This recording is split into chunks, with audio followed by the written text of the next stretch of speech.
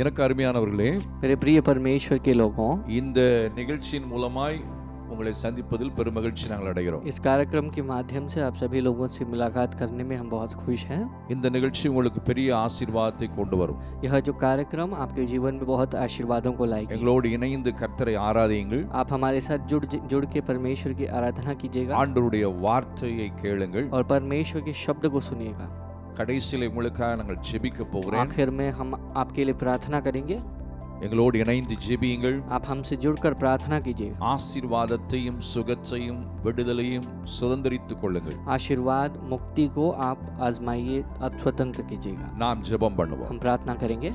எங்கள் அன்புள்ள ஆண்டவரே, हमारे प्रिय पिता, இந்த நிகழ்ச்சிக்காக ஸ்தோத்திரம். इस कार्यक्रम के लिए धन्यवाद। இதை பார்த்து கொண்டிருக்கிற ஒவ்வொரு பிள்ளைகளுக்காக ஸ்தோத்திரம். परमेश्वर जो भी बच्चे इसे देख रहे हो धन्यवाद। ஒரு எதிர்பார்ப்போடு இந்த நிகழ்ச்சியை பார்ப்பார்கள். परमेश्वर एक चाहत के साथ वे देख रहे हैं कार्यक्रम को। அந்த எதிர்பார்ப்பு உடைய வாழ்க்கையிலே இன்றைக்கு நிறைவேறுவதா, वह चाहत और इंतजार इनके जीवन में पूरा हो। சுகம் வேண்டுகிறவர்களுக்கு சுகம் கிடைப்பதா, परमेश्वर जो चंगाई की जरूरत में है वे चंगाई को पाएं। ரட்சிக்கப்பட வேண்டியவர்கள் जो ரட்சிக்கப்படுவார்கள். उद्धार को पाना चाहते हैं वे उद्धार पाएं। ஆவிக்குரிய வாழ்க்கையிலே முன்னேற வேண்டியவர்கள் முன்னேறுவார்களா, और जो चाहते हैं कि मैं आत्मिक जीवन में बढ़ूं वे आगे बढ़ें। பிசாசின் பிடியில் இருக்கிறவர்கள் விடுதலை அடைவார்களா, शैतान की जो जड़ में है वे छुटकारा पाएं। வசனத்தை அனுப்பி குணமாக்குவீரா. परमेश्वर अपने वचन को भेजिए और उन्हें चंगा कीजिए। ஆண்டவரே, ஆராதனையின் மூலமாய், வசனத்தின் மூலமாய், ஜெபத்தின் மூலமாய் அற்புதம் இன்றைக்கு நடப்பதா. परमेश्वर आराधना के माध्यम से, वचन के माध्यम से तुम्हारा चमत्कार हो यहाँ। நீர் அப்படி செய்கிறீர். परमेश्वर आप ऐसे करने वाले हो, உமக்கு நன்றி. तुम्हारा धन्यवाद। இயேசு நாமத்தில் பிதாவே, तुम्हारे यीशु के नाम में पिता, ஆமென். आमेन। எனக்கு அருமையானவர்களே, मेरे प्रिय लोगों, இப்பொழுது இணைந்து கர்த்தரை நீங்கள் ஆராதியுங்கள். आप जुड़ के परमेश्वर की आराधना कीजिए। ஆராதனைக்கு பிறகு கர்த்தருடைய வார்த்தையை நாம் கேட்கலாம். आराधना की समाप्ति में हम परमेश्वर की वचन को सुनेंगे। இணைந்து ஆராதிப்போம். हम जुड़कर आराधना करेंगे। Praise Lord. इस दिन में भी हम परमेश्वर की आराधना करने के लिए आए हैं। आज के दिन परमेश्वर ने बनाया है तो हम आनंद के साथ उसके नाम की उछा करेंगे। बाइबल में लिखा है कि परमेश्वर ने हमें जो गंदगी से उठा के हमें पर्वत में रखा है, जब हम किसी के बिना थे, जब हमारे पास कुछ भी नहीं था, कोई भी हमारी मदद करने के लिए नहीं था, तब यीशु मसीह आए, हमारी मदद किए, हमें चंगा किए और हमें आशीर्वाद किए। तो இந்த நாளில் நம் உற்சாகமாக கரங்களை தட்டி நம் ஆண்டவருடைய நாமத்தை வைத்துவோம். முதலாவதாக என்னை தூக்கி தூக்கி எடுத்தீரே நீ சர்வ வல்லவரே என்ற பாடலை கரங்களை தட்டி நாம் சந்தோஷமாக பாடலாம்.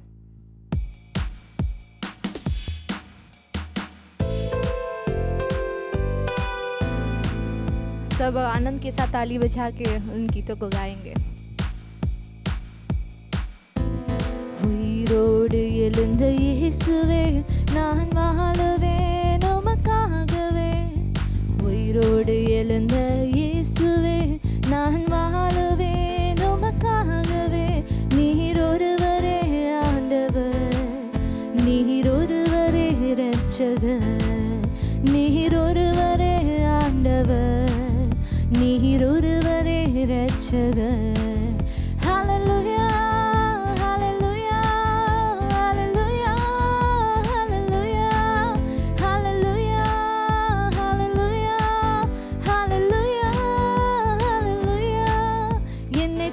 தூக்கி எடுத்தீரே நீ சர்வ வல்லவரே. என்னை தூக்கி தூக்கி எடுத்தீரே நீ சமாதானக்காரனரே. ஹல்லேலூயா ஹல்லேலூயா ஹல்லேலூயா ஹல்லேலூயா ஹல்லேலூயா ஹல்லேலூயா ஹல்லேலூயா ஹல்லேலூயா. மரித்து போன அந்த லாசரே அன்று தேடி இயேசு வந்தீரே. மரித்து போன அந்த லாசரை அன்று தேடி இயேசு வந்தீரே. உந்தன் வாயின் வார்த்தையா அன்று ஜீவன் வந்தது. உந்தன் வாயின் வார்த்தையா அன்று ஜீவன் வந்தது.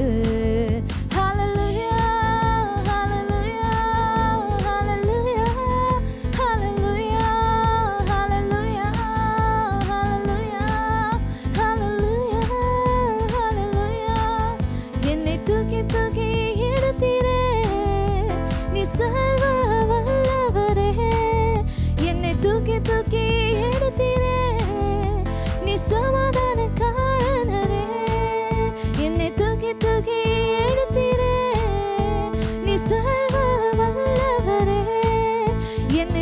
ತೂಗಿ ಇಡುತ್ತೀರೆ ನೀ ಸಮಾಧಾನಕಾರನರೇ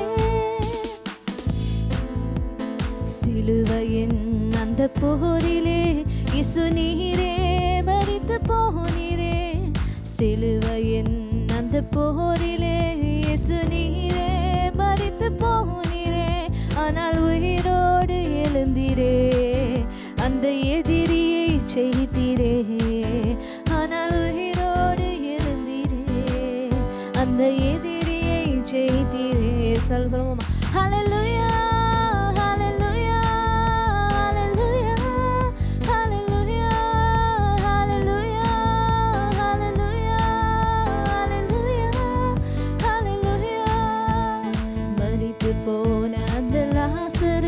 இயேசு தேடியே அன்று வந்தீரே மரித்து போன அந்த லாசரை அன்று தேடியே இயேசு வந்தீரே உந்தன் வாயின் வார்த்தையா அன்று ஜீவன் வந்தது உந்தன் வாயின் வார்த்தையா அன்று ஜீவன் வந்தது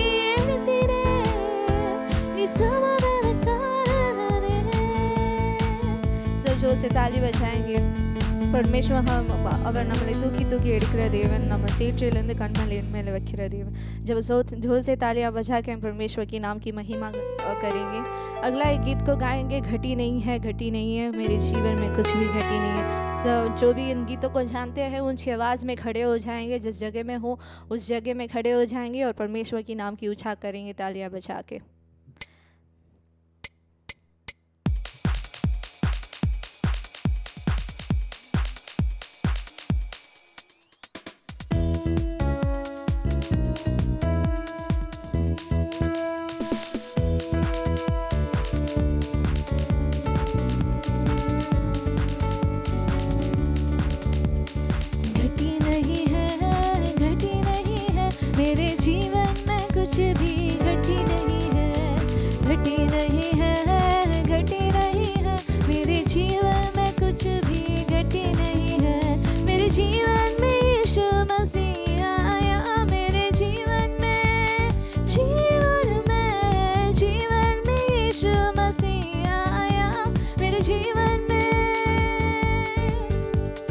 कमी नहीं है मेरे जीवन में कुछ भी कमी नहीं है कमी नहीं है मेरे जीवन में कुछ भी कमी नहीं है घटी नहीं है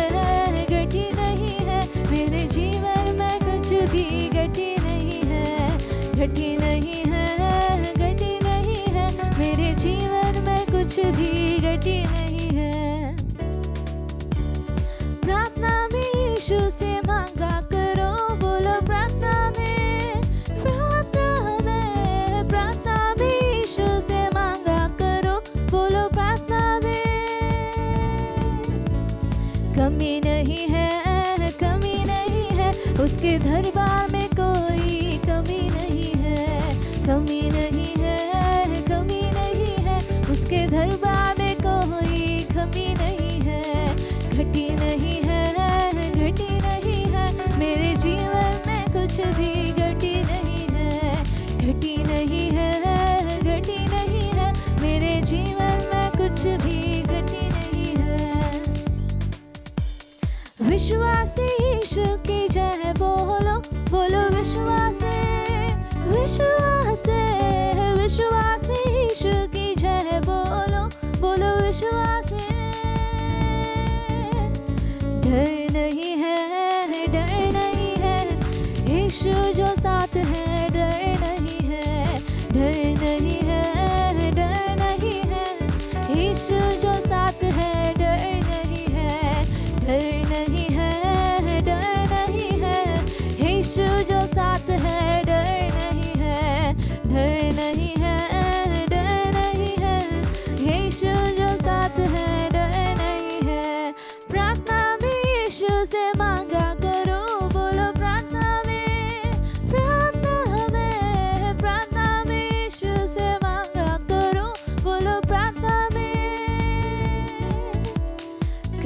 नहीं है, कमी नहीं है, मेरे जीवन में कुछ भी कमी नहीं है, कमी नहीं है, कमी नहीं है, मेरे जीवन में कुछ भी कमी नहीं है, घटी नहीं है, घटी नहीं है, मेरे जीवन में कुछ भी घटी नहीं है, घटी नहीं है, घटी नहीं है, मेरे जीवन में कुछ भी घटी नहीं है, डर नहीं है, डर नहीं है, यीशु जो साथ है, डर नहीं है, डर नहीं है, डर नहीं है, यीशु जो साथ है, डर नहीं है, डर नहीं है, डर नहीं है, यीशु जो साथ है, डर नहीं है, डर नहीं है, डर नहीं है, यीशु जो साथ है, डर नहीं है।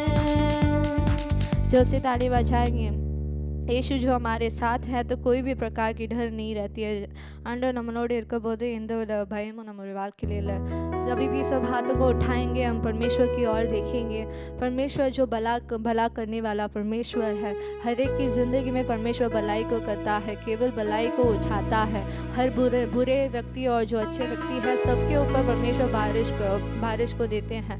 तो हाँ, हम जो उसके बच्चे हैं तो हमें हमारी ज़िंदगी में परमेश्वर और भी ज़्यादा करेंगे. तो हम हाथों को उठाएंगे. आंडर நம்ம வாழ்க்கையில பெரிய காரியங்களை செய்கிற தேவனாக இருக்கிறார். நம்ம அவரை நோக்கி கூப்பிடுற வேலையில் ஆண்டவர் நம்ம பக்கத்தில் வந்து நம்மளுக்கு உதவி उड़ने செய்கிறார். जब हम उसकी ओर देख के पुकारते हैं तो परमेश्वर हमारी बाजू आके तुरंत हमारी मदद करते हैं, हमारी सारी आंसू को पोंछते हैं और जो भी परेशानी है उस परेशानी से हमें बचा के परमेश्वर हमें आज तक चलाते हुए आते हैं.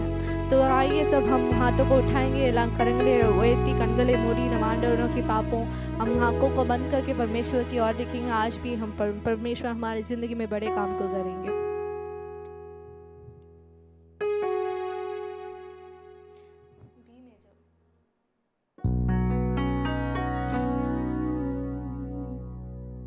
तेरे जैसा कौन है जो मेरा भला करे, मेरा भरोसा सिर्फ तुझ पर प्रभु. सब बोलेंगे. तेरे जैसा कौन है जो मेरा भला करे, मेरा भरोसा सिर्फ तुझ पर प्रभु. मेरे जीवन का स्वामी आधार बना तू प्रभु जी. तू नहीं तो मेरा जीवन व्यर्थ हो जाएगा. मेरे जीवन का स्वामी आधार बना तू प्रभु जी. तू नहीं तो मेरा जीवन व्यर्थ हो जाएगा. यशड़ाई आराधना, एलोहिम आराधना, अडोनाई आराधना, यशुवा आराधना, यशड़ाई आराधना, एलोहिम आराधना, अडोनाई आराधना, यशुवा आराधना. बेचैनी में मुझे पाकर आंसू मेरे पोंछे तूने. आंखों की पुतली जैसे जीवन भर संभाला मुझे. बेचैनी में मुझे पाकर आंसू मेरे पोंछे तूने. आंखों की पुतली जैसे जीवन भर संभाला मुझे. यशड़ाई आराधना, एलोहिम आराधना, अडोनाई आराधना, यशुवा आराधना, यशड़ाई आराधना, एलोहिम आराधना, अडोनाई आराधना, यशुवा आराधना. मृत्यु के रास्ते पर टूटे दिल को लिया खड़ा था. चंगा करने वाला बनकर मुझे नया जीवन दिया। मृत्यु के रास्ते पर टूटे दिल को लिया खड़ा था, चंगा करने वाला बनकर मुझे नया जीवन दिया। यशडाई आराधना, एलोहिम आराधना, अडोनाई आराधना, यशोवा आराधना, यशडाई आराधना, एलोहिम आराधना, अडोनाई आराधना, यशोवा आराधना, यशडाई आराधना, एलोहिम आराधना, अडोनाई आराधना, यशोवा आराधना। நீ செய்த நன்மைகளை நினைத்து பார்க்கிறேன், ஒவ்வொன்றும் ஒரு விதம் ருசித்து மகிழ்கிறேன். நீ செய்த நன்மைகளை நினைத்து பார்க்கிறேன், ஒவ்வொன்றும் ஒரு விதம் ருசித்து மகிழ்கிறேன். எல்லாம் மறக்கணும், உம்மையே நினைக்கணும், உம் சித்தம் செய்யணும், இன்னும் உம்மை நெருங்கணும். எல்லாம் மறக்கணும், உம்மையே நினைக்கணும், உம் சித்தம் செய்யணும், இன்னும் உம்மை நெருங்கணும், இன்னும் உம்மை நெருங்கணும். உள்ளமும் ஏங்கிடுதே, உறவுகளும் துடிக்குதே, உம் முகத்தை பார்க்கணும், உம்மோடு இணையணும். உள்ளமும் ஏங்கிடுதே, உணர்வுகளும் துடிக்குதே, உம் முகத்தை பார்க்கணும், உம்மோடு இணையணும். ஆராதனை ஆராதனை ஆராதனை உமக்குத்தானே. ஆராதனை ஆராதனை ஆராதனை உமக்கேதானே. என் ஆசை நீர்தானே, நீரின்றி நான் இல்லை. உம் அன்பை விட்டு என்னால் எங்க செல்லக்கூடுமோ. என் ஆசை நீர்தானே, நீரின்றி நான் இல்லை. உம் அன்பை விட்டு என்னால் எங்க செல்லக்கூடுமோ. நீரே என் நம்பிக்கை, நீரே என் ஆதரவு, உம் சமூகமே போதும், அதுவே என் ஆனந்தம். நீரே என் நம்பிக்கை, நீரே என் ஆதரவு, உம் சமூகமே போதும், அதுவே என் ஆனந்தம், அதுவே என் ஆனந்தம். உள்ளமும் ஏங்கிடுதே, உணவுகளும் துடிக்குதே, உம் முகத்தை பார்க்கணும், உம்மோடு இணையணும். உள்ளமும் ஏங்கிடுதே, உணவுகளும் துடிக்குதே, உம் முகத்தை பார்க்கணும், உம்மோடு இணையணும். ஆராதனை ஆராதனை ஆராதனை உமக்குத்தானே. ஆராதனை ஆராதனை ஆராதனை उमकेताने। परमेश्वर इस दिन के लिए हम धन्यवाद करते चाहते हैं अभी भी जो भी बच्चे आराधना कर रहे हैं, जो भी बच्चे तुम्हारी ओर देख के पुकार रहे हैं परमेश्वर, उनकी हर एक विनती को पूरा करना, उनके आंसू को पोंछना परमेश्वर। आज वो तुम उनके साथ हो करके वो जाने परमेश्वर, उनके लिए आप हो करके वो जाने परमेश्वर। परमांडोरे नीर किंग एंड चांडोरे वो तो रारीधर कांडोरे नीर उदवी सिंह राजा ஒவ்வொரு வேதனைகளும் நீர் நீக்கி போடுங்க ராஜா. உம்முடைய சமாதானத்தினால் உம்முடைய சந்தோஷத்தினால் ஆண்டவரே உம்முடைய அன்பினால் ஒவ்வொரு இருதயங்களை நிரப்பி கொண்டிருப்பதற்காக நன்றி அப்பா परमेश्वर। तुम्हारे समाधान से और तुम्हारे शांति से और तुम्हारे प्रेम से हर एक हृदय को भर रहे हो, उसके लिए धन्यवाद करते हैं परमेश्वर। और लगातार हमें चलाना परमेश्वर, जो हफ्ते भर हमें चलाना परमेश्वर, अब तक आप संभाल के आए हो परमेश्वर, उसके लिए हम धन्यवाद करते हैं।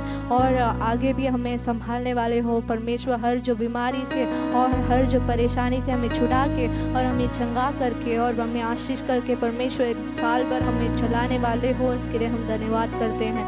और लगातार हमसे बात करना, वचन के द्वारा हमसे बात करना परमेश्वर, और वसनत मूलमा एंगलोड पेसंग राजा, ये सब कुछ तुम्हारे हाथों में समर्पित करके प्रार्थना करते हैं हमारे अच्छे पिता, आमीन।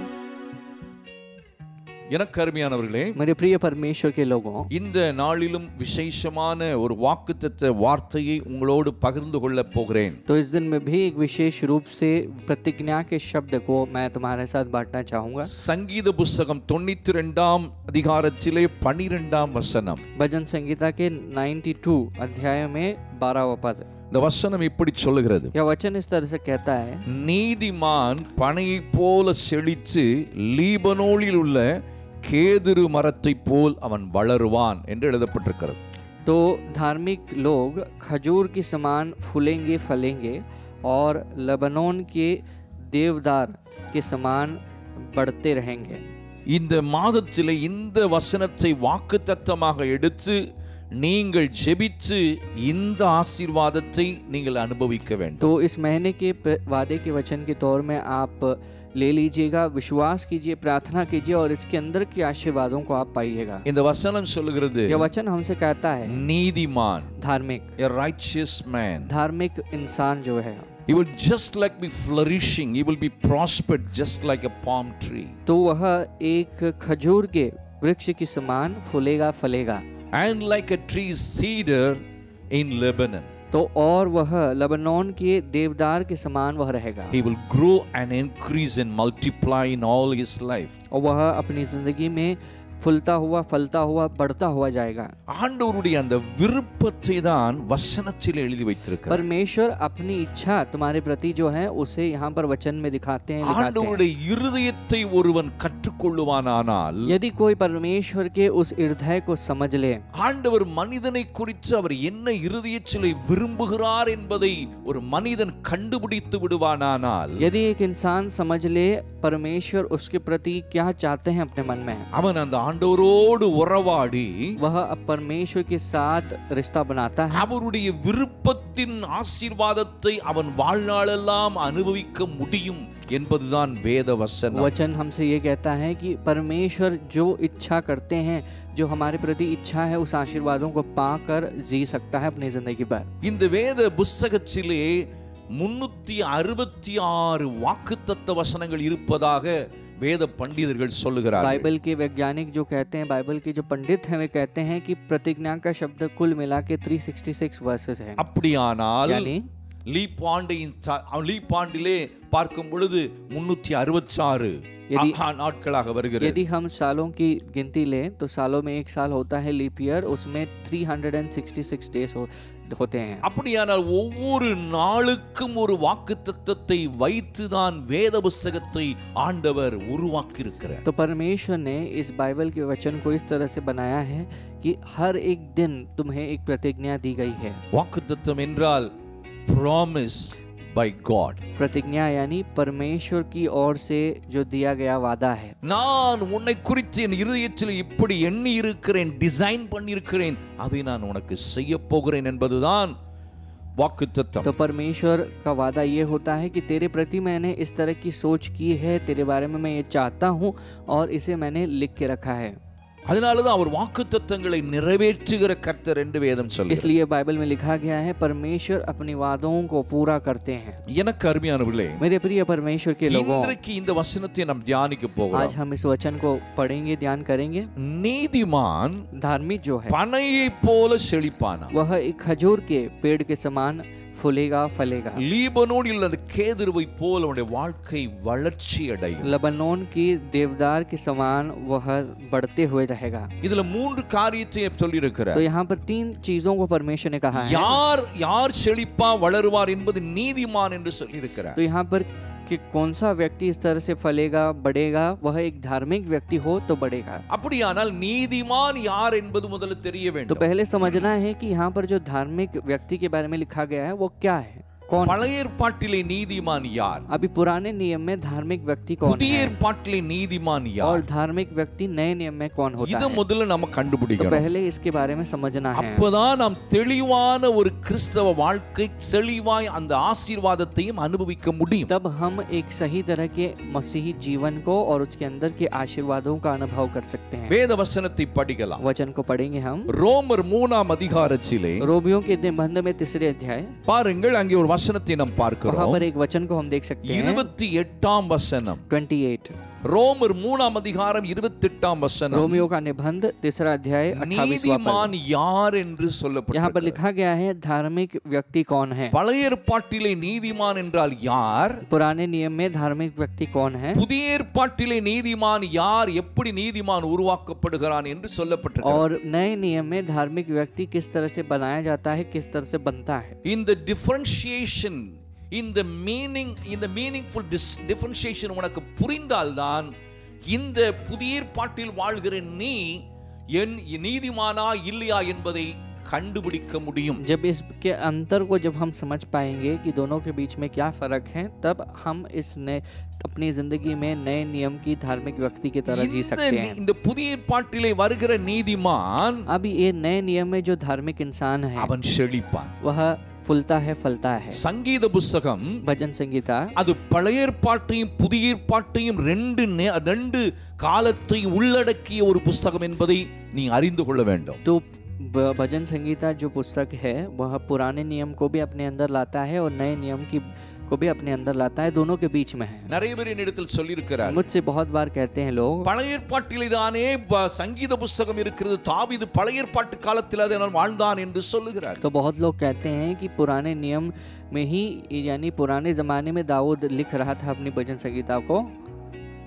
அது உண்மைதான். वाकई में ये सच है. ஆனால் அந்த புஸ்தகத்தினுடைய உள் பரிசுத்தாவியினுடைய அந்த வெளிப்பாடு எப்படிப்பட்டதாய் தாவீதுக்கு வெளிப்பட்டது என்பதை புரிந்தால்தான் அது எந்த காலத்துக்குரிய புஸ்தகம் என்பதையும் புரிந்து கொள்ள முடியும். यदि हम समझेंगे कि दाऊद को जो भजन संगीता लिखते वक्त जो परमेश्वर ने प्रकट किया था वो किस समय के लिए है, यदि हम समझेंगे तो हमें समझ में आएगा कि ये नए नियम के लिए परमेश्वर ने लिख के रखा இந்த है. சங்கீதத்திலிருந்து தான் இந்த வாக்குத்தத்தத்தை நாம் எடுத்திருக்கிறோம். हमने इस प्रतिज्ञा या वादे के शब्द को इस भजन संगीता से ही लिया है. இப்ப பழைய ஏற்பாட்டினுடைய நீதிமான் எப்படிப்பட்டவன் என்பதையும் அறிந்திருக்க வேண்டும், புதிய ஏற்பாட்டு நீதிமான் யார் என்பதை புரிந்து கொள்ள तो வேண்டும். धार्मिक व्यक्ति पुराने नियम में किस तरह से है और धार्मिक व्यक्ति नए नियम में किस प्रकार से है, समझना है. பாருங்கள், देखिएगा இந்த 28ஆம் வசனம், ரோமர் 3:28. रोमियो का निबंध 3 अध्याय 28वां पद.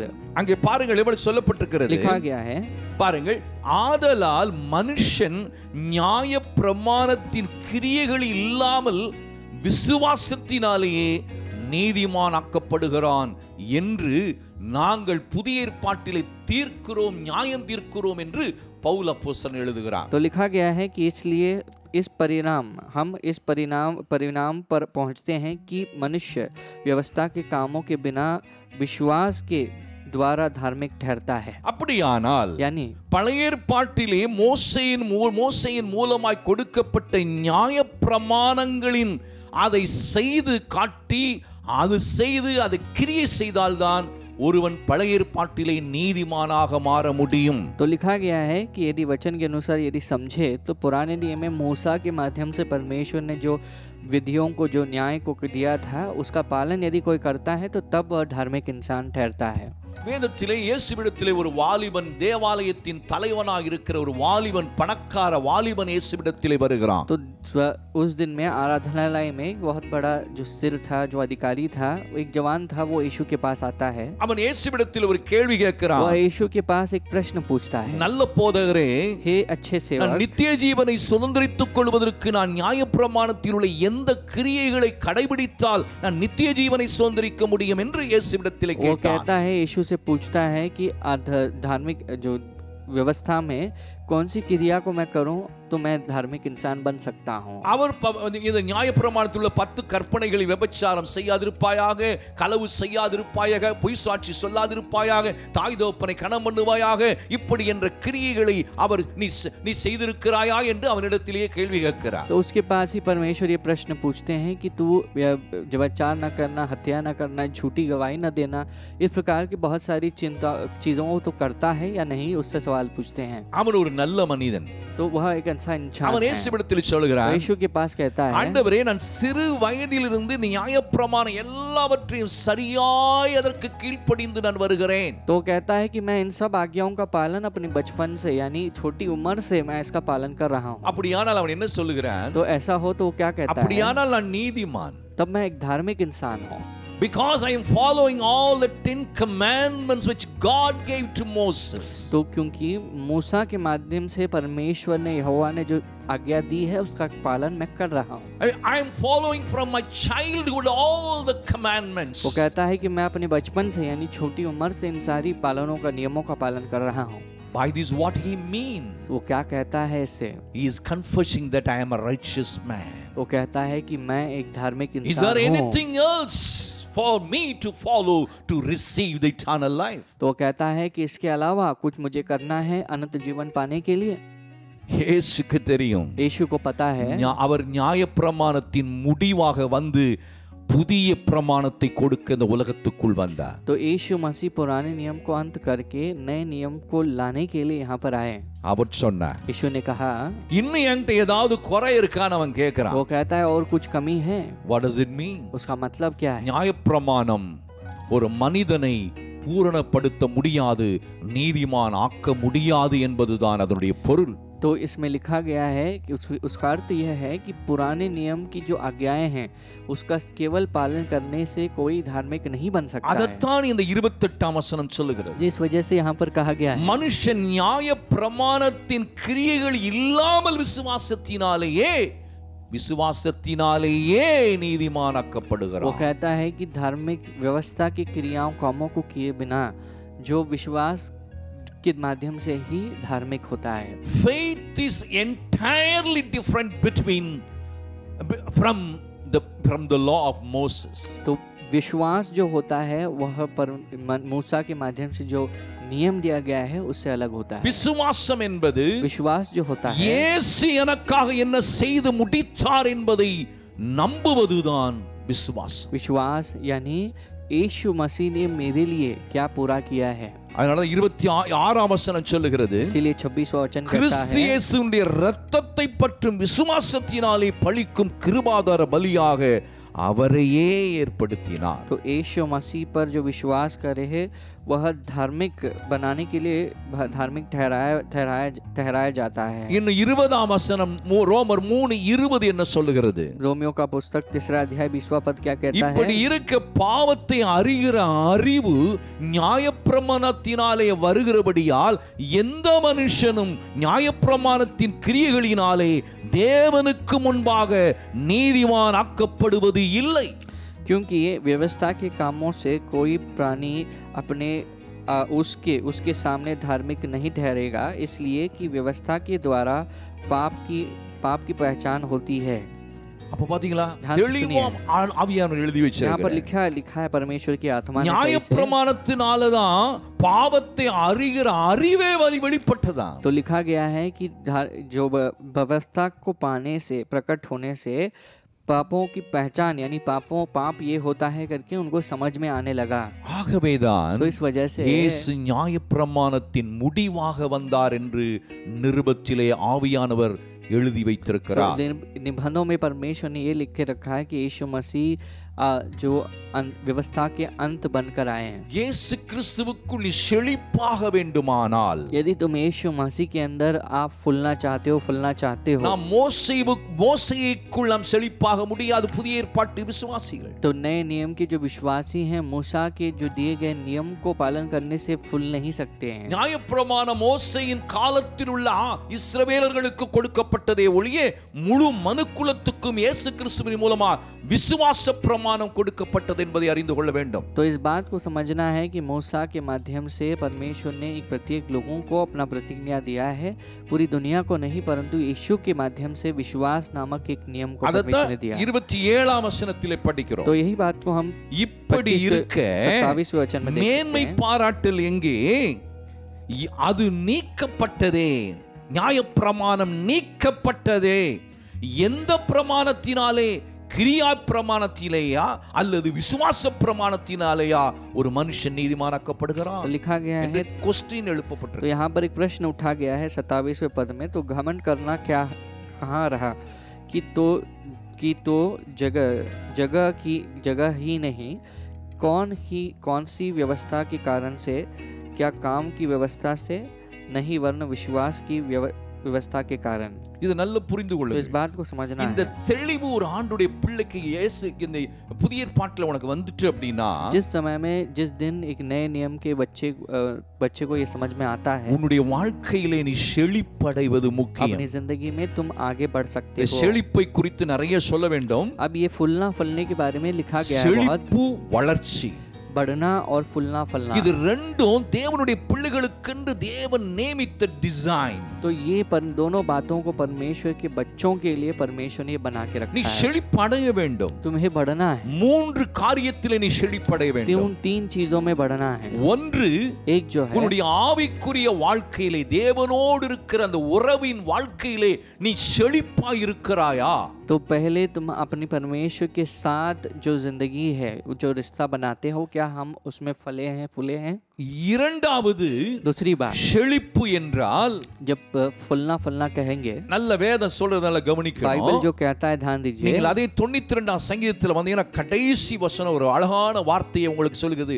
அப்பதான் நம்ம செழிப்பு, அடுத்த செழிப்பு என்பதை புரிந்து கொள்ள முடியும். भजन संगीता के 92 उस अध्याय में देखेंगे, आखिरी पद में कहा गया है, 92ல 15ஆம் வசனம் சொல்லுகிறது பாருங்க. उसमें 92 भजन संगीता 92:15 இன்னொரு காரியம் இருக்குது, அதையும் நான் சொல்லணும். उसे भी मुझे कहना है.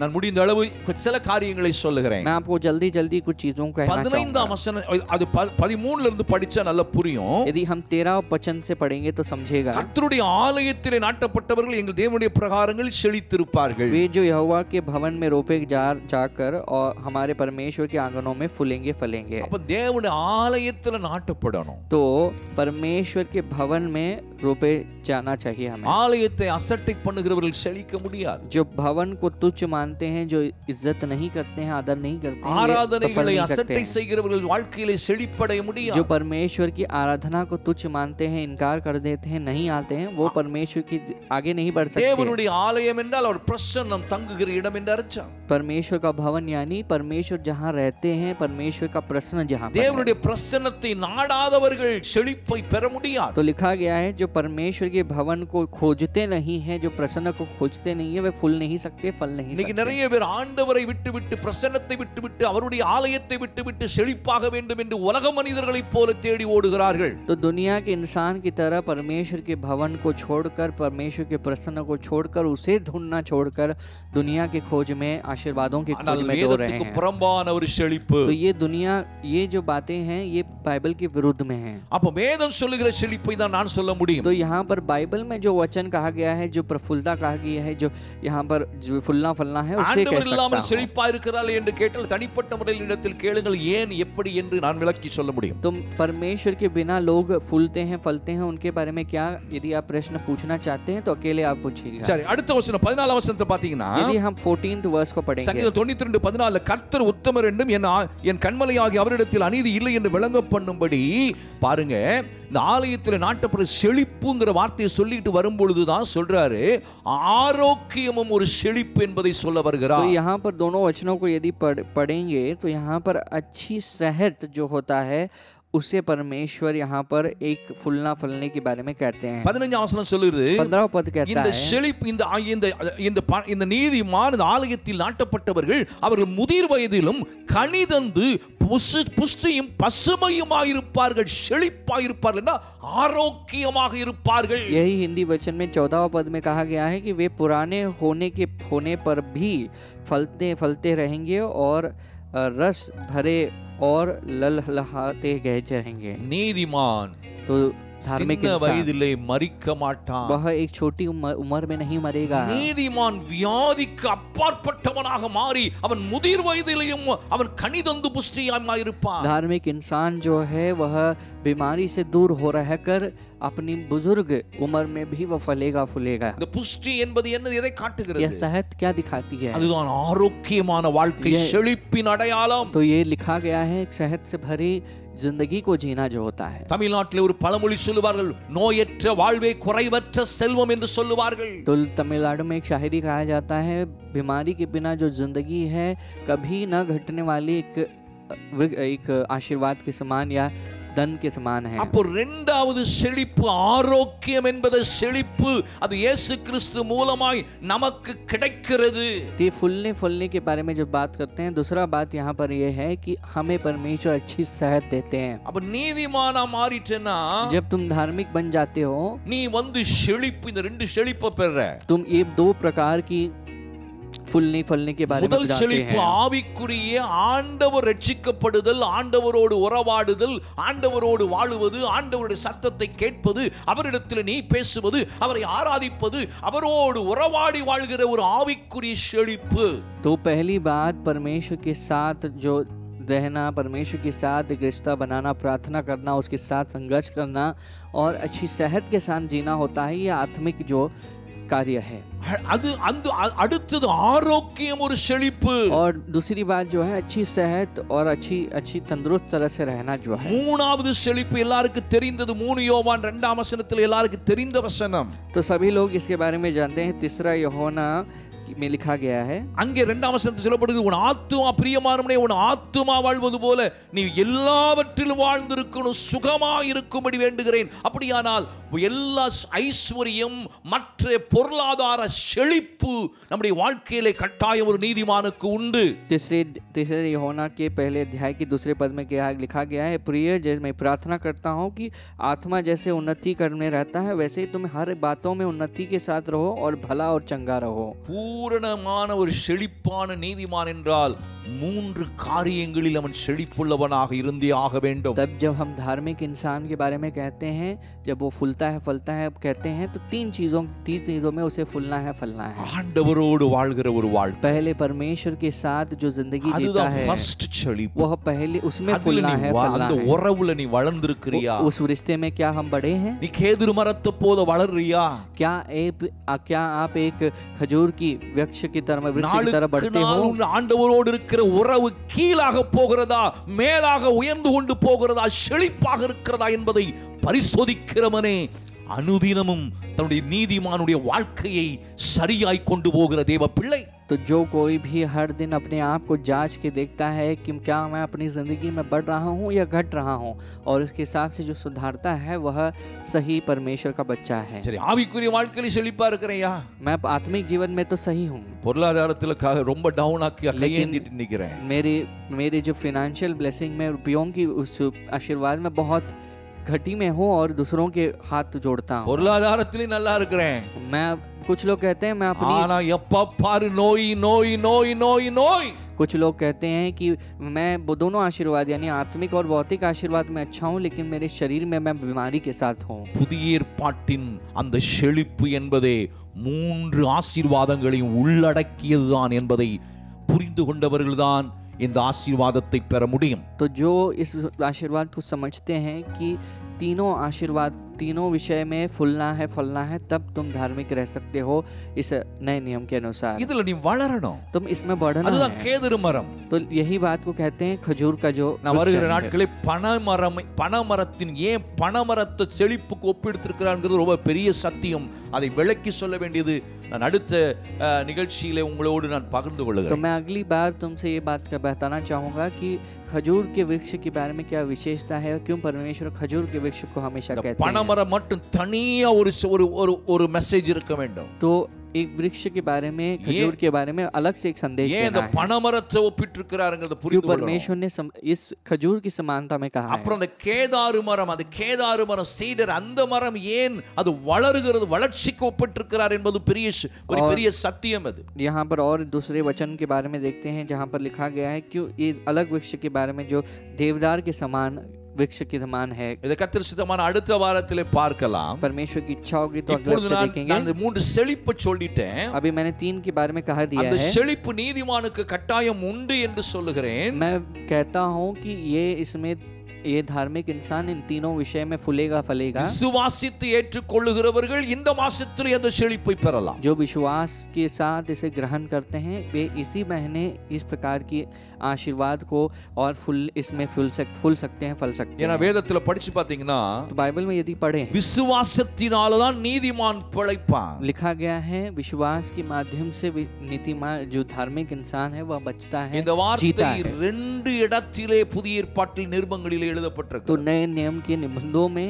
ये 2 बार उपयोग किया गया है। விசுவாசத்துல தான் நீதிமானே பிழைக்கிறான். विश्वास के कारण धार्मिक इंसान बचता है, जीता है। அப்ப நீதிமான் जब धार्मिक इंसान, யாருன்னு சொல்லிட்டு நம்ம ஜெபிச்சு अब முடிக்க ये போறோம். धार्मिक इंसान कौन है मैं प्रार्थना कह के அப்பதான் समाप्त करूंगा। நீதிமானான புரிந்து तब கொள்ளுவார். तुम समझोगे कि क्या मैं धार्मिक हूँ। நியாயப்பிரமாணத்தின் கிரியைகளை செய்வதனால் ஒருவன் நீதிமான் ஆகிறதில்லை. धार्मिक जो नियमों के क्रियाओं को पालन करने से यानी नियमों को पालन करने से कोई धार्मिक नहीं அந்த बनता। இயேசுவிடத்தில் அந்த தேவாலயத்து தலைவன் அந்த வாலிபன் இடத்தில் இயேசு சொன்ன கடைசி வார்த்தை என்ன தெரியுமா?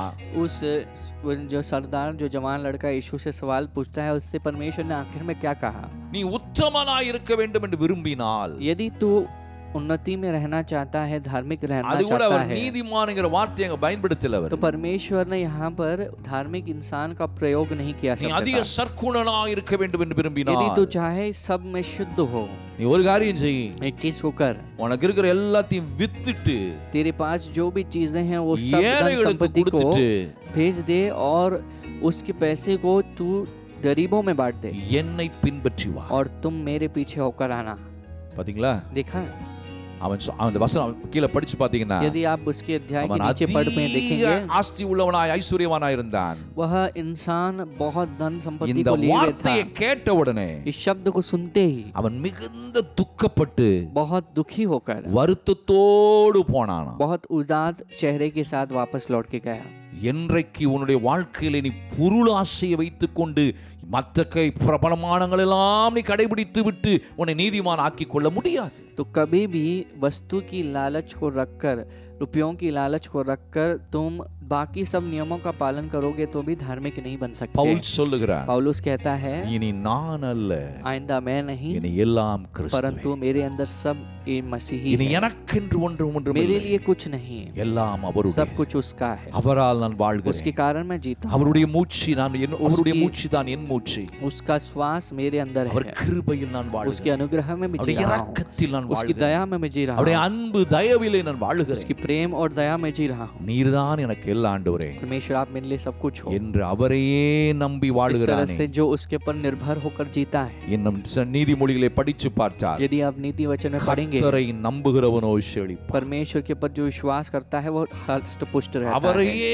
நம்பி வாழுகிறான். परमेश्वर के ऊपर जो निर्भर होकर ஒருவன் जीता है, கிரியையினால் நீதிமான் ஆகிறதில்ல, कोई भी इंसान अपनी क्रियाओं को रख के धार्मिक அவரையே नहीं बनता। தஞ்சம் என்று புகுந்து அவருக்குள் மறைந்து வாழ்கிறானே அவன்தான் நீதிமான். जो उसके ऊपर निर्भर रहता है, सहायता के तौर में उसके चरणों में पड़ता है, वह धार्मिक है। எனக்கு நான் ஒரு நல்ல காரியம் செஞ்சிட்டா நான் நீ நல்லவன், यदि मैं நல்லவன் என்று சொல்லலாம். तुम अच्छे भला कर लेते ஆனால் हो तुम अच्छे வேதம் हो, எதிர்பார்க்கிற நீதிமான் என்ற அந்த இடத்துக்கு நீ வர முடியாது. पर बाइबल में जो धार्मिक व्यक्ति के बारे में कहा गया है उस स्टेटस में हम नहीं पहुंच सकते। நல்லவன் வேறு, अच्छा इंसान अलग है நீதிமான் வேறு. और धार्मिक इंसान अलग होता நீதிமான் है। ஆக்கப்படுதல் இயேசுவின் இரத்தத்தினால் மட்டுமே.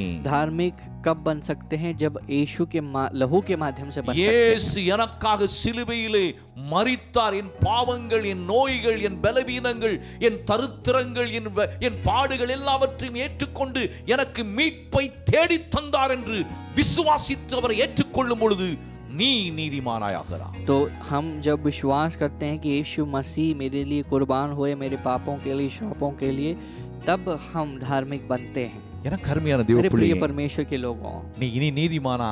आइंदा இயேசுவை விசுவாசிக்கிறியா? धार्मिक बनना அவர் உன் चाहते பாவங்களை சுமந்து விட்டார். यदि आप धार्मिक बनना चाहते हो तो यीशु पर विश्वास करना, உனக்கு क्योंकि சமாதானத்தை உண்டு பண்ணும் ஆக்கினை அவர் மேல் வந்தது. यीशु ने पापों को सह लिया, तुम्हारे ऊपर समाधान को लाने की वह दंड को उसने सह लिया। அவர் உன் அக்கிரமங்களை எல்லாம் அவர் மன்னிச்சார். परमेश्वर ने तुम्हारे अधर्मता को क्षमा किया, அவர் உன் நோய்களை எல்லாம் குணமாக்கினார். तुम्हारे सारे बीमारियों को परमेश्वर அவர் ने உன் ठीक किया। பிராணனை அழிவுக்கு நரக ஆக்கினைக்கு மீட்டெடுத்தார். परमेश्वर ने तुम्हारी जिंदगी को, तुम्हारी आत्मा को नरक के दंड से बचा लिया है। ரத்தமின் பாவங்களை उसका लहू கழுவுகிறது. मेरे पापों को धोता है। அவர் ரத்தம் எனக்குள் ஓடுகிறது. मेरे उसका लहू मेरे अंदर இந்த बहता है। இயேசுவால் நான் வாழ்கிறேன். मैं इसकी यीशु இந்த के कारण जीता இயேசுதான் हूँ। எனக்கு எல்லாம். यह यीशु मेरे लिए सब कुछ அவர் है। இல்லை என்றால் நான் उसके இல்லை. बिना मैं कुछ नहीं। அவர்தான் என் மூச்சு. वह मेरी श्वास है, அவர்தான் என்னுடைய பேச்சு. वह मेरा बोली है। அவரைதான் உயர்த்துவேன். मैं उसी को बढ़ाऊंगा। என்னால் ஒன்றும் செய்ய मुझसे முடியாது. नहीं हो पाएगा நான் कुछ। ஒன்றுக்கு मैं உதவாதவன். किसी के लिए என் लायक நீதிகள் नहीं। எல்லாம் அழுக்கான கந்தை. मेरी जो क्रियाएं हैं वे जो है एक धूल के समान है। தேவனுக்கு முன்பதாக என்னால் ஒரு நிமிஷம் கூட நிற்பதற்கு நான் தகுதியற்றவன். परमेश्वर के सामने एक भी पल खड़े रहने के लिए मैं योग्य என் नहीं। இயேசுவின் ரத்தம் यीशु मसीह का என்னை लहू கழுவி என்னை मुझे நீதிமானாய் धोकर மாற்றி मुझे धार्मिक बनाती है। அனுதினமும் என்னை கழுவிக் கொண்டே हर இருக்கிறது. दिन मुझे धोती हुए அவர் जा रही வரும் है। வரைக்கும் அவருடைய ரத்தம் என்னை கழுவிக் கொண்டே இருக்கும். आते तक तो उसका लहू मुझे என் धोता रहा வாழ்க்கையெல்லாம் है। அவர் கையிலே கொடுத்திருக்கிறேன். पूरी जिंदगी को मैंने उसके हाथ दे நான் दिया। வாழ்ந்திருப்பேன் मैं இனிமேல். जिंदा जीवित रहूंगा। காரணம் என்ன? क्या அவர் कारण है? எனக்காக கிரயம் செலுத்தி இருக்கிறார். परमेश्वर ने मेरे लिए कीमत अदा की। நான் அடிக்கப்பட வேண்டிய இடத்தில் அவர் அடிக்கப்பட்டார். जिस जगह में मुझे मार खाना था उस जगह में वह मार खा रहा है। நான் தண்டிக்கப்பட வேண்டிய இடத்தில் அவர் தண்டனையை ஏற்றுக்கொண்டார். मुझे जिस जगह में दंड को लेना था उस जगह में यीशु ने दंड ले लिया। பிசாசு என் பாதங்களுக்கு கீழ் நசுக்கும்படி அவர் சிலுவையில் அவர் தலையை நசுக்கினார். शैतान के सिर को मेरे पांवों के नीचे कुचलने के लिए परमेश्वर ने अपने पांवों को रखकर उसे कुचल दिया। நான் முற்றிலும் ஜெயமுள்ளவனாயிருக்கிறேன். मैं पूरी तरह से जयवंत हूँ। நான் இயேசுவின் கிருபையினால் यीशु मसीह के நீதிமானாகிறேன். अनुग्रह के कारण அவருடைய धार्मिक हूँ। இரக்கத்தினால் उसकी दया நீதிமானாகிறேன். के कारण धार्मिक என்னுடைய हूँ। சுய கிரியைகளினால் அல்ல. अपनी खुद की कामों को रख के नहीं। என் கிரியைகள் எல்லாம் குப்பை அவருக்கு முன்பாக. मेरी क्रियाएं जो है அது उसके सामने धूल हैं। எவ்வளவு நல்ல கிரியைகளாய் இருந்தாலும் वे चाहे कितने भी ऊंचा भला रहे, தேவனுக்கு முன்பதாக परमेश्वर के அவருடைய सामने, ரத்தத்துக்கு முன்பதாக उसके लहू के सामने அவைகள் எல்லாம் குப்பை वे सभी धूल हैं। என்று என்றைக்கு நீ जिस விசுவாசித்து दिन ஏற்றுக்கொண்டு मैं इस पर विश्वास அவருக்கு करूं உன் வாழ்க்கையை அர்ப்பணித்து வாழுகிறாயோ और जब अर्पण करके जीऊंगा, நீ நீதிமான். आप धार्मिक हो जाओगे। பரலோகம் உன்னை இயேசுவின் ரத்தத்தின் வழியாக பார்க்கும் பொழுது நீதிமானாவா. यीशु मसीह के लहू के माध्यम से जब तुम्हें देखेगी स्वर्ग, तुम धार्मिक ஆனால் दिखोगे। பரலோகம் உன்னை தனியா ரத்தம் இல்லாம பார்த்தா குப்பையாக பார்க்கும். यदि स्वर्ग तुम्हें लहू की नजरिए से नहीं देखता है तो तुम्हें धूल के समान दिखेगा। இயேசுவின் ரத்தமே यीशु मसीह का लहू நம்மை நீதிமானாய் हमें தேவனுக்கு முன்பதாய் धार्मिक बनाती है, காட்டுகிறது. दिखाती है परमेश्वर के सामने। இந்த சத்தியத்தை அறிந்து ஏற்றுக்கொள்ளுகிறவர்கள் इस सत्य को जो समझते हैं और जो ग्रहण करते हैं எத்தனை பேர்? वे कितने हैं? இன்றைக்கு இந்த இயேசு உனக்கு வேணுமா? क्या यीशु की जरूरत है तुम्हें? இன்றைக்கு உன்னை நீதிமானாய் இயேசு மாற்ற வேண்டும் என்று விரும்புகிறார். आज परमेश्वर तुम्हें धार्मिक बनाना चाहते हैं। என் அன்பு சகோதரனே मेरे சகோதரியே, प्रिय भाई और बहन, உன்னை ஆண்டவருக்கு ஒப்புக்கொடு. तुम अपने आप को परमेश्वर के पास जीवित समर्पित को करना, बोल रहे। प्रार्थना करेंगे। முதலாவது இயேசுவின் ரத்தம், पहला यीशु का लहू, அது மட்டும்தான் वो நீதிமானாய் केवल உன்னை तुम्हें மாற்ற धार्मिक முடியும். बनाती है। तुम्हें உன் சுய கிரியைகளை வைத்து तुम्हारी खुद की क्रियाओं को रख के, நீதிமானாக வேண்டும் என்று முயற்சி எடுத்தால் यदि आप धार्मिक बनना चाहें நீ தோற்று போவாய். तो तुम हार जाओगे। இயேசுவை விசுவாசித்து ஏற்று यीशु मसीह को ग्रहण कीजिए और उसे अंगीकार कीजिए। ஜெபிப்போமா? प्रार्थना करेंगे, கண்களை மூடுங்க. आंखों को बंद करेंगे, பயபக்தியோடு அவரை भय நோக்கி भक्ति के साथ उसकी ओर நான் देखेंगे। ஒன்றுமில்லை मैं ஆண்டவரே, परमेश्वर में कुछ नहीं। என் வாழ்க்கையில எந்த நல்ல मेरी- கிரியைகளை வைத்து நான் நீதிமான் என்று சொல்லிக் கொள்ள முடியும்? मेरी जिंदगी में बहुत सारी कामों को, अच्छी कामों को रख के मैं धार्मिक नहीं कह என் सकता। நீதிகள் எல்லாம் அழுக்கான मेरी सारे जो धार्मिक कर्म ஒவ்வொரு है वे நாளும் ஒரு அழுக்கு என் மேல் படுகிறது. हर दिन मेरे ऊपर एक कलंक आती है। நான் கழுவ அது என்னை மறுபடியும் குப்பையாக்குகிறது. जितना मैं धोता हूँ उतना मेरे धूल में पड़ते हुए जा रहा என்னால் हूँ। முடியாது, मुझसे नहीं हो पा என்னால் रहा, முடியாது. मुझसे नहीं हो पा என்னை रहा। பரிசுத்தமாய் காத்துக்கொள்ள என்னால் முடியாது. मुझे पवित्र बचाए हुए मैं रख नहीं पा रहा நான் हूँ। ஒரு அழுக்கான मैं एक धूल के समान हूँ। ஆனால் நீர் लेकिन तुम, எனக்காக ரத்தம் आप சிந்திட்டீர். मेरे लिए लहू बहा चुके हो। ரத்தத்தை நம்புற उस ஆண்டவரே, लहू के ऊपर विश्वास करता हूँ। என்னை அதை கழுவு. आप मुझे அந்த धोइएगा। நம்பிக்கையோடு உம்முடைய சமூகத்தில் நிற்கிறேன். उस विश्वास के साथ मैं खड़ा हूँ तुम्हारे என்னை सम्मुख में। ஏற்றுக்கொள்ளும் ஆண்டவரே, आप मुझे ग्रहण என்னை कीजिए, கடைசி வரையும் मुझे காத்துக்கொள்ளும் आखिर तक ஆண்டவரே बचाइए। என்று சொல்லி इस तरह ஜெபிப்போம். से आप प्रार्थना करेंगे। அன்புள்ள ஆண்டவரே, मेरे प्रिय पिता, யாரெல்லாம் உண்மையான இருதயத்தோடு जो कोई भी सही मन के சுய साथ, सच्चाई के நீதிகளை मन के தூர साथ, வைத்துவிட்டு சுய கிரியைகளை தூக்கி வைத்துவிட்டு உம்முடைய இரக்கத்தை தேடி வருகிறார்களோ, जो कोई भी अपनी खुद के धर्म को, कर्म को दूर रखकर तुम्हारी दया की खोज में आए। நீர் எங்களுக்காய் மனுக்குலத்துக்காய் சிலுவையிலே பாடுபட்டு அந்த மீட்பை தேடி தந்தீரே, அதை நம்பி வருகிறார்களோ, परमेश्वर आपने संसार के लिए, हमारे लिए आपने एक छुटकारा दिया है, मुक्ति को दिया है, उस मुक्ति के खोज में जो आए हैं இன்றைக்கு அவர்கள் நீதிமானாய் वे மாற்றப்படுவார்கள். आज धार्मिक बन जाएंगे। கடைசி வரைக்கும் அவர்கள் நீதிமானாகவே வைத்து காத்துக்கொள்ளுங்கள். परमेश्वर आखिर तक आप उन्हें धार्मिक ठहराना। செழிப்பாக வேண்டும் ஆண்டவரே. परमेश्वर उन्हें हष्ट पुष्ट உம்முடைய रहना है। வார்த்தையின்படி तुम्हारे शब्द के अनुसार யாரெல்லாம் பொருளாதாரத்திலே செழிப்பில்லாமல் இருக்கிறார்களோ, जो कोई भी अपनी भौतिक आशीर्वादों में फूले नहीं, फले नहीं, இன்று முதல் आज से பொருளாதார செழிப்பை அவர்கள் அடைவார்களாக. परमेश्वर भी भौतिक आशीर्वादों को पाए। ஆரோக்கியம் என்ற செழிப்பை அடைவார்களாக. परमेश्वर सेहत में फूले ஆவிக்குரிய फले। வாழ்க்கையில் முன்னேற்றம், தேவனோடு உறவாடுகிற செழிப்பை அடைவார்களாக. परमेश्वर आत्मिक जीवन में परमेश्वर के साथ जो रिश्ते में वे फूले फले। இரத்தத்துக்குள் வைத்து तुम्हारे காத்து लहू में हम छिपा लेते हैं इनको கிருபைக்கு அர்ப்பணிக்கிறேன். और अनुग्रह के लिए अर्पण करते हैं। இயேசு கிறிஸ்துவின் நாமத்தில் வேண்டிக் கொள்ளுகிறேன் நல்ல பிதா. यीशु मसीह के नाम से विनती करते हैं अच्छे पिता। ஆமென். आमीन। என் ஆத்துமாவே கர்த்தரை मेरे मन ஸ்தோத்திரி. परमेश्वर का धन्य कर। என் முழு பரிசுத்த நாமத்தை मेरे ஸ்தோத்திரி. पूरे मन परमेश्वर का धन्य कर। என் ஆத்துமாவே கர்த்தரை मेरे ஸ்தோத்திரி. मन परमेश्वर का धन्य அவர் कर। செய்த சகல உபகாரங்களையும் उसके सारे மறவாதே. उपकारों को न भूलना। ஆமென். ஆமென். நம்முடைய கர்த்தராகிய இயேசு கிறிஸ்துவின் கிருபையும் परमेश्वर यीशु मसीह के अनुग्रह, நம்முடைய தேவனுடைய அன்பும் हम परमेश्वर का प्रेम, பரிசுத்த ஆவியினுடைய ஐக்கியமும் உங்கள் அனைவரோடும் அவருடைய வருகை மட்டும் என்றென்றும் சதா காலங்களிலும் இருப்பதா. पवित्र आत्मा की संगति तुम्हारे साथ सदा काल के लिए अंत तक रहे। ஆமென். आमीन। God bless you. परमेश्वर तुम्हें आशीष करेंगे। அநேகருக்கு இந்த நிகழ்ச்சியை நீங்கள் அறிமுகப்படுத்துங்கள். बहुत लोगों के पास इस कार्यक्रम को आप बताइएगा। தொடர்ந்து எங்கள் நிகழ்ச்சிகளை பாருங்கள். लगातार कार्यक्रम को देखिए। சப்ஸ்கிரைப் பண்ணி மற்றவர்களை சப்ஸ்கிரைப் பண்ண சொல்லுங்கள். सब्सक्राइब कीजिएगा और दूसरों को भी सब्सक्राइब करने के लिए बोलिए। கர்த்தர் உங்களை ஆசீர்வதிப்பார். परमेश्वर आप सभी लोगों को आशीष God bless you. करेंगे। परमेश्वर तुम्हें आशीष करेंगे। மறுபடியும் உங்களை சந்திக்கிறேன். आपसे फिर से मुलाकात करेंगे।